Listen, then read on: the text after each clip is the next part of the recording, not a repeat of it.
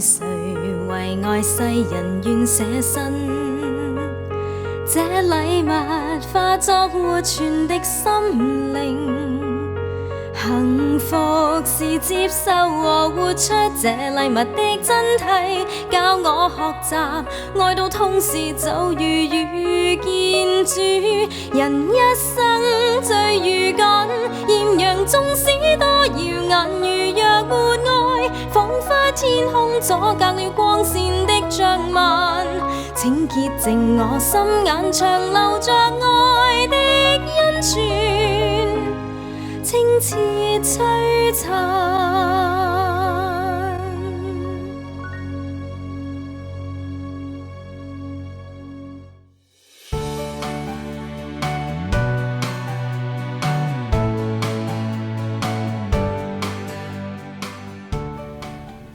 大家好，歡迎收睇《愛常傳》。嗱，好多朋友咧都會喜歡去旅行嘅。咁當然去旅行之前呢，我哋都會預先安排好呢個行程表啊，心目中有想去嘅目的地或者景點咁。但我今日身邊呢位嘉賓就好特別喎，佢咧喺年輕嘅時候就由香港出發，展開咗一個冇明確目的地嘅旅程，而呢個旅程咧亦都改變咗佢一生。佢係邊個？佢就係嚟自法國泰澤團體嘅何錦棠修士。Brother Lucas 啦 ，Brother Lucas 歡迎你。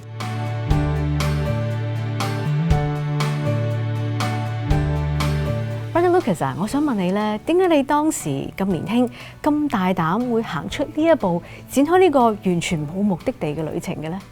做呢個旅程我都唔係為旅行而旅行嘅。咁喺香港嘅時間都做過一段時期工作，咁之後咧就因為自己係信徒有睇聖經，咁就覺得要揾天主要我做啲乜嘢咧？我為天主有啲咩服務可以做咧？即係主要係咁樣，可以咁講話諗一諗有關聖召天主有啲咩召叫咧？即係咁嘅意思咁已經喺香港嘅時間有好幾年諗呢個問題㗎啦。我相信好多年青人到呢個廿幾歲嘅時間。如果佢真係相信天主愛天主嘅話咧，都會喺呢方面會諗過嘅只不過當時唔知點樣實現，亦都唔知道係乜嘢只不過知道每個人有自己嘅聖召天主對每一個人有佢嘅計劃咁你要自己去揾去找尋。咁我覺得一方面又想睇下世界，所以睇下不同國家嗰種文化背景或者佢哋嘅宗教嘅信仰咁我先至大膽咁踏出一步，咁就開始呢個旅程。咁你當時大概幾多歲到啊？我嗰陣時都有29歲、30歲到啦，我諗都有已經做咗差唔多都有9年、10年嘅嘢㗎先至開始去呢個旅程嘅。咁即係等於話中國人都話成家立室係嘛？我成家立室之前咁，我想去睇下世界咁。除咗睇世界，亦都有一個朝聖嘅意思嘅我諗香港人好多人都會去路德去花地瑪咁朝聖咁我都有個朝聖嘅意思，但係我冇定咗去邊度咁自己去到尼泊爾，從尼泊爾咧就坐巴士一路經過印度嘅北邊巴基斯坦跟住就阿富汗然之後去到伊朗、伊拉克。咁跟住就過到去土耳其、保加利亞，然之後西歐嘅澳大利亞，一直去到法國、英國。咁呢個旅程就係完咗啦，所謂咁我就自己咧就去法國，準備去路德等等。首先去到巴黎嘅時間咧，揾一個朋友，咁然之後咧我就會繼續可能去羅馬、去其他地方，即係朝聖一個旅程就係咁樣。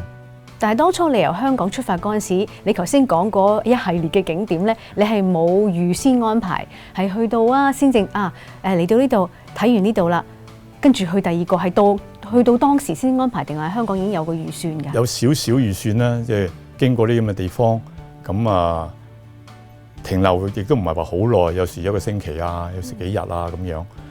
咁食飯食嘢冚唪唥都當地嘅，有時同我哋傾偈研究下，咁都係同當地嘅人民，好普通嘅人民去睇睇佢哋嘅生活。咁好多地方都唔係基督徒信仰嘅，好多都係回教徒信仰啊、印度教徒信仰啊，咁所以同自己嘅信仰好唔同嘅。但係一路都我去嘅時間一路都自己帶咗一本與主相交嗰本祈禱書嘅，咁每日自己都有個祈禱嘅。教會與主相交裏邊嘅禱文咧，亦都有聖詠啊、讀經啊、選讀啊，同埋嗰啲代禱啊等等，仲跟住呢本經書一路咁去。嗱，咁你當時聽你講咧，呢個旅程去咗咁多地方啦，成個旅程大約係幾長度啊？都有2個月度啦。咁當時學你話齋，你香港有份工作嘅喎，咁嗰份工可以俾你放咁長假咩？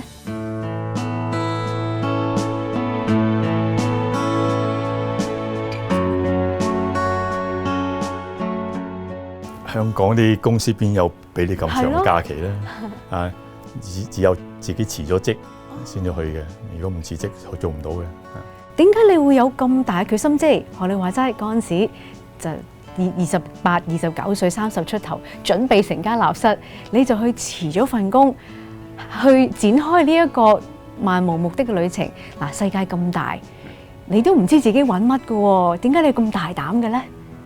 都唔係話唔知揾乜，我知道係揾天主嚇，揾天主要我做啲乜嘢，都有呢個喺我心裏邊啦，喺我頭腦裏邊都有呢個諗法，但係唔知係乜嘢嚇，冇人同我講嚇，自己個年青人。咁我諗最主要都係因為個信仰，因為天主先促成我所謂咁大膽行呢個旅程嚇。咁而且我剛才講過，已經有好幾年諗過呢個問題啊，即係聖召嘅問題，但係唔知道係乜嘢。咁香港我都識到唔少神父啊，不同嘅修會啊嚇，但係唔知點解唔會諗到入到去佢哋嗰邊嚇。咁我當時諗嘅聖召亦都唔係話一定做神父啊、做修士啊，我都冇話一定係咁樣。我好開放任天主點樣帶領，佢可能要我做另外一樣工作嘅，再做個工作我都願意去做嘅。同時嗰陣時間我都有一個意思，即係話我係想做你嘅旨意你嘅聖意係乜嘢？你要我做乜？你一定會俾足夠嘅恩寵我承行你嘅旨意嘅。即係我都有呢個咁嘅信念，喺個宗教上嘅信仰上嘅信念喺度。所以喺幾年裏面諗都諗唔到有咩結果，所以我唯有就係破釜沉舟。好啦，我自己離開自己嘅家鄉，好似亞巴郎天主要佢你離開你自己家鄉，我指定你要去嘅地方，佢亦都唔知道前途去到邊度嘅，佢只係聽天主話咁樣，我聽你話啦。係咁樣，我嗰陣時都有咁嘅信念，所以即係咁樣去，一方面即係睇嘅地方，另一方面有個朝聖嘅心情，跟住我祈禱一路咁樣去，咁即係相信佢帶領，帶領到邊度，到時先至算，即係咁解。嗱，聽你講啦，呢個已經係大約30年到之前嘅事啦。咁其實當時你去到嗰度，即係你由一個地方、一個城市去到一個城市，其實會唔會好艱難咧？即係喺個行程方面，因為可能交通冇咁發達嘅喎，會唔會咧？有時有啲地方都比較困難啲嘅，但係即係你已經即係心中準備啦。我坐呢個巴士都係好簡陋啊，好單調啊。你知道嗰個路程去由呢度地方去到嗰個地方，你預先已經有多少準備啊？咁個心安理得，同埋最重要都係話天主與我同行，所以我唔係好怕。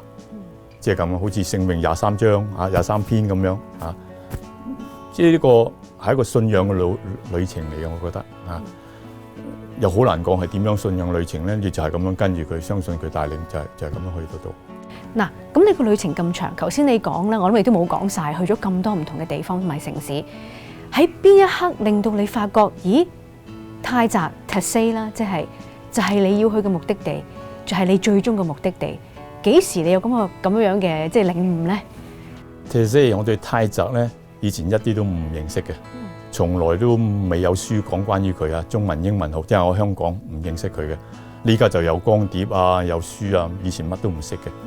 咁即係以前所識嘅修會都係好熟悉嘅出名嘅修會耶穌會道明會聖方濟各等等慈幼會等等，但係呢個修會我從來都未聽過。咁就以前喺香港嘅時間咧，我都認識一啲耶穌小姊妹嘅，咁好多時都去佢哋度祈禱朝拜聖體咁。咁當時咧就有一個修女係法國修女嚟嘅，咁佢話有一班泰澤嘅修士係1977年佢嚟香港，想揾啲青年同佢一齊祈禱咁。但係咩嚟㗎？泰澤，我即刻問咩嚟㗎？咁我都未聽過咁。咁佢話係一個修士嘅團體啦，咁都唔係講得好多。咁另外咧，佢話我幾時嚟咧？佢哋呢班修士幾時嚟咧？原來就係1977年嘅年尾，唔知11月度嚟嘅。咁我話哦，咁啊，咁我哋會見唔到佢啦，因為我8月咧我就要離開香港，準備去歐洲啊，做一個朝聖嘅旅程啊等等，我撞唔到佢啊。咁啊，咁你有時間去到歐洲，有機會去佢團體探訪佢哋啦，咁樣。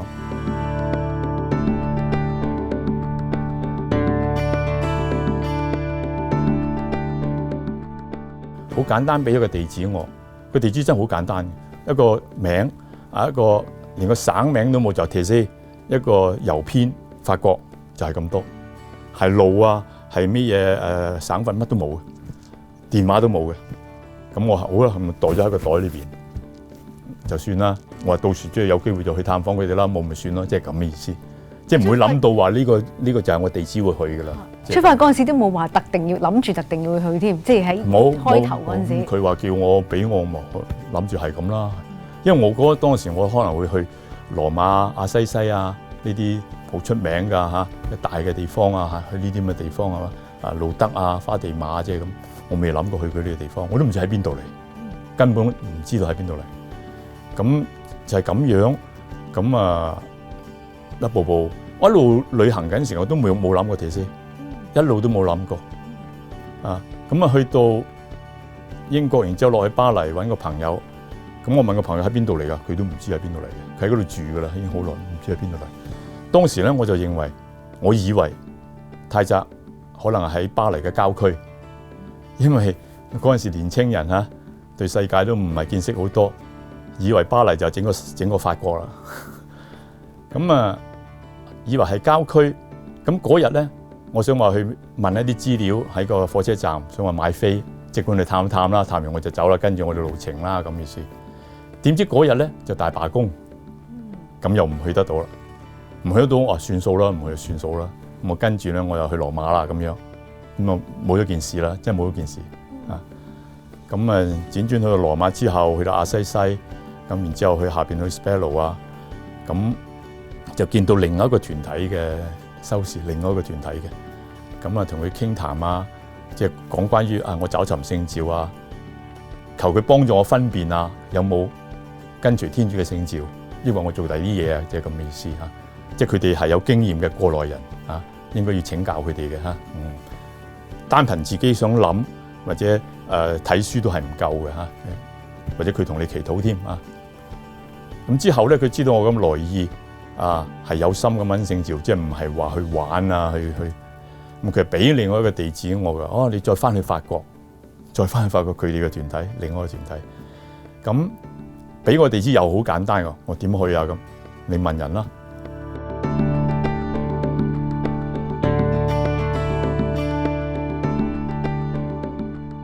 我呢家諗翻轉頭，可能佢就考驗你嗰個信德啊，你個信仰嘅問題。當時我識少少法文嘅。啊！喺香港學過少少法文嘅，唔係話好好。咁啊，一路上係問人啊，坐巴士咁啊，終須又去到啊，終須嗰度。即係從呢啲咁樣嘅少少嘅唔算得係考驗，即係一種跟隨佢帶引嘅時間咧，亦都睇到即係天主一路咁樣帶引住，可能自己當時唔知嘅，當時可能閉翳添嘅啊，一路咁帶引住，就係咁樣去到。同時好奇怪，我去嘅時間咧。喺另外一個團體有一個德國神父，一個德國神父喺嗰個團體裏邊做一個避靜嘅。咁我同佢講開，我話 Taizé 喺邊度嚟㗎？其實嗰個地方已經喺里昂南部嚟嘅，離開泰澤都唔係話好遠，可能2個鐘頭、3個鐘頭車嘅啫。佢話你想去咩？等我做完避靜，我帶你去啦咁。咁佢係有架車，佢開車嘅，佢係德國人，佢會經過嗰度 Taizé 先至翻德國嘅。咁佢係一開車就直車到我泰澤。唔使揾添，唔使揾添。如果唔係我都唔知喺邊度，真係唔知喺邊度。啊，就係佢車我上去，係一個神父車我上去。咁就去到嘅時間咧，又見到好多青年啊，好多人啊。但係我嗰陣時都冇對呢啲青年活動，我都冇乜吸引。嗰陣時嘅一心，即係誠心誠意就係話，我想揾你要我做嘅嘢。咁啊，去到嘅時間咧，就即刻我做避靜 ，silence 啊，做避靜，即係有個修士帶領嘅1個星期避靜。乜都我都唔想參加。其實嗰陣時個收視你亦都想問我你最好嚟一個星期跟其他青年人咧見面做些活動再多個星期先做備證啦。通常太實嗰個時間嗰個做法係咁樣嘅。咁話我唔想做咩活動啦，我個心情咧呢個就係唯一我想揾到我嘅星照。後來佢都仲需俾我做呢個備證1個星期。咁即係每日就同佢傾談啦，佢又俾一段聖經我，即係帶引我啦即係我亦都同佢講個來意，做乜嘢要做呢個備證嘅。咁泰澤咧每日咧3次有一個共同祈禱嘅，所有人所有修士咧一同喺嗰個修和堂裏邊唱經祈禱嘅，朝頭早、中午、晚黑。咁所有到會嘅人咧都歡迎佢哋參加呢個祈禱嘅。咁個祈禱方式咧我都覺得好特別，即係唱歌，同埋唱嗰啲歌咧係重複唱歌同埋就好容易上口嘅。雖然佢有好多不同嘅文字，當時亦都有拉丁文法文德文咁樣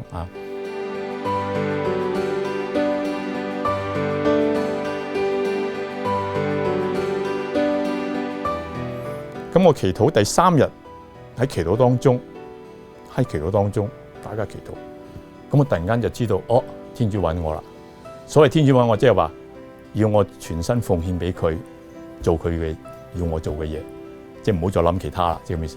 但係我都冇未人知道究竟係泰澤翻香港或者去其他國家、去其他地方參加其他團體咧，我都唔知啊。但係知道話好嘅，依家天主揾你啦，即係話你唔好諗其他條路啦，即係咁意思。如果我好高興，第3日我知道嗰陣時好開心嘅，即係唔會話憂愁好開心。咁過咗1個星期之後，即係備證完啦。咁當時 Brother Roger 咧，亦都即係好好人，見到一個香港人嚟到，而且佢1977年，我1978年去到78年年初去到泰澤嘅，佢77年年尾就去到香港。喺香港我哋冇見面，我哋冇見面。咁咧就知道我喺香港嚟嘅，佢十分熱情歡迎我入去團體裏邊，跟啲修士一齊食飯，即係嗰個歡迎個接待咧，即係好感動我叫我個普通嘅青年，其他青年冇咁嘅機會嘅，點解佢突然間咁好請到我入去同佢哋食飯，即係好似見識佢哋個生活咁樣咁就係咁樣見到 Brother Roger 佢個人品同埋其他嘅修士咁歡迎，都已經俾咗我一個好好嘅印象但係過咗1個星期，我冇即刻留低，我就去朝聖，去路德朝聖我未去過嘛。咁朝聖完之後，我都冇即刻翻去泰澤，我去翻以前個另外一個團體。咁再喺嗰度咧，再跟另外個修士再分辨耐啲，咁同佢講我話泰澤呢邊嗰個生活嗰個祈禱方式好吸引我，作為一個年青人，我好想翻去嗰度睇睇點樣咁我冇話即刻翻去嗰度參加，我去再睇睇點樣。我去到泰澤嘅時間咧 ，Brother Roger 就好歡迎，即刻就請我入佢嘅團體裏邊仲生活。咁即係我覺得即係差唔多受寵若驚咁樣一個青年人咁即刻就揾到所謂嘅聖召入到呢個團體，即係慢慢認識咗泰澤嘅聖召係乜嘢，呢個團體生命乜嘢，即係慢慢從頭開始咁學就係咁嘅經歷。嗱，咁我聽你咁講嗱，你去嗰段時間又都幾長，成2個月係咪？你話有至少2-3個月，又辭咗份工。咁作為你嘅屋企人，佢哋當時對你呢個決定咧，係覺得點樣咧？有冇反對或者擔心咧？鄧你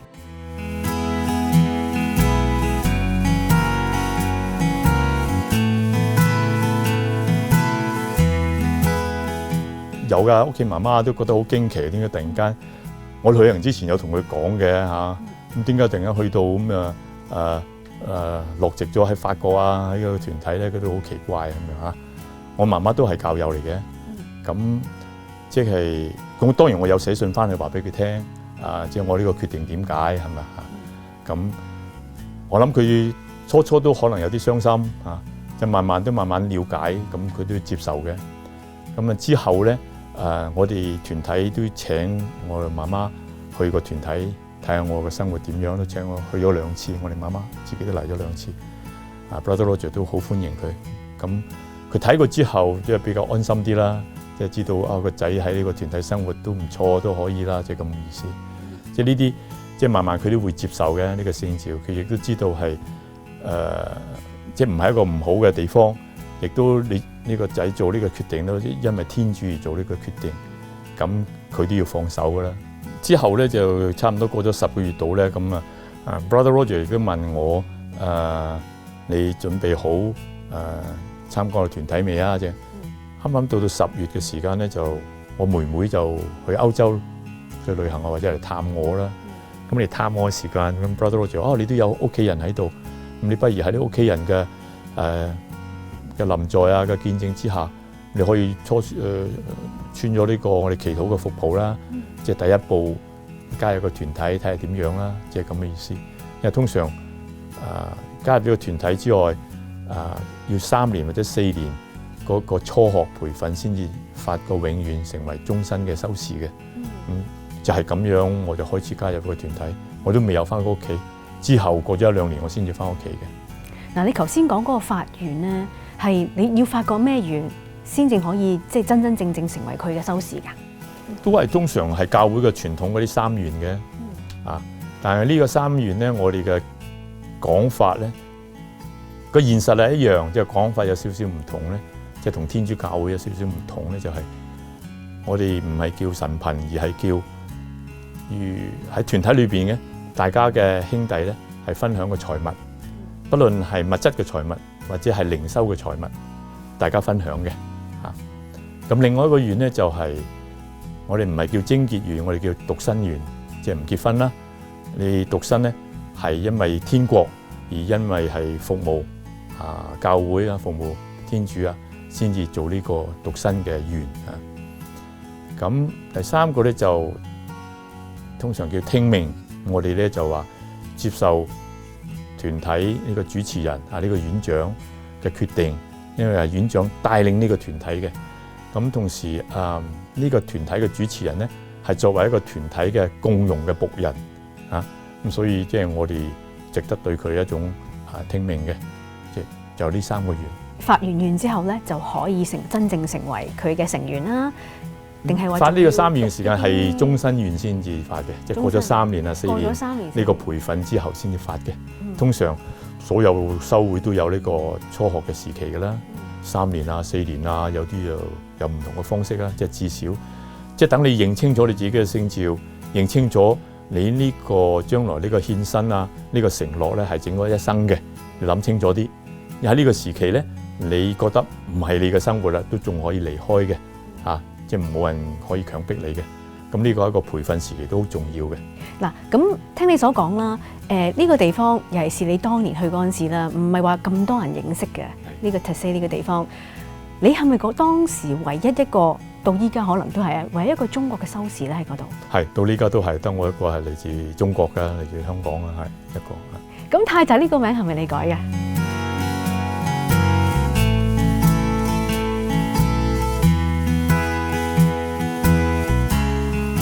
係我改嘅因為當時 Taizé 呢個名就好簡單，就係一個村嘅名就村嘅名。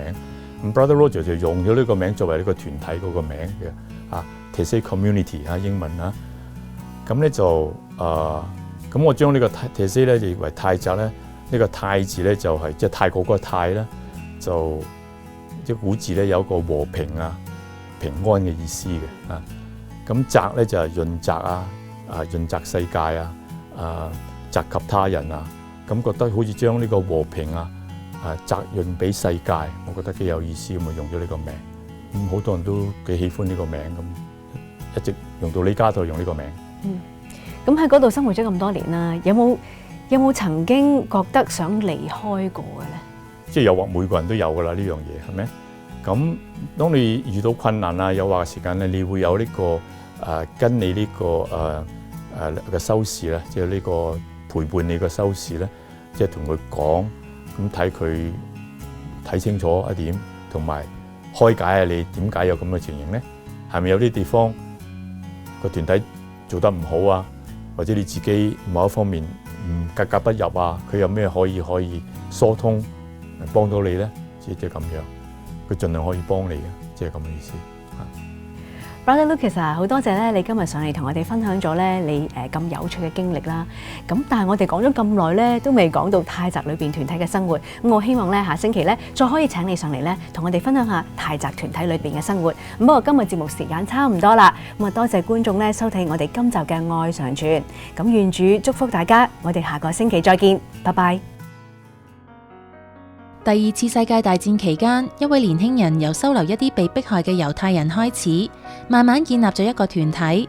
除非有一班人肯祈禱為世界和平嚇，大家有種修和嘅意思咧，真係世界先可以和平。到今日，泰澤呢一個團體已經有超過100位嚟自唔同國家嘅修士，每年更加有好多人由世界各地嚟到呢一度探訪。你想進一步認識泰澤團體嘅生活嗎？請留意呢一個星期嘅愛常傳。睇完呢一集愛常傳，歡迎大家打我哋嘅熱線電話嚟分享一下你嘅感受或者故事。同時亦請大家收聽我哋逢星期六嘅電台節目愛生命。要購買天主教書籍同信仰靈修禮品，請嚟我哋嘅書社參觀選購。我哋下星期同樣時間再見，天主保佑。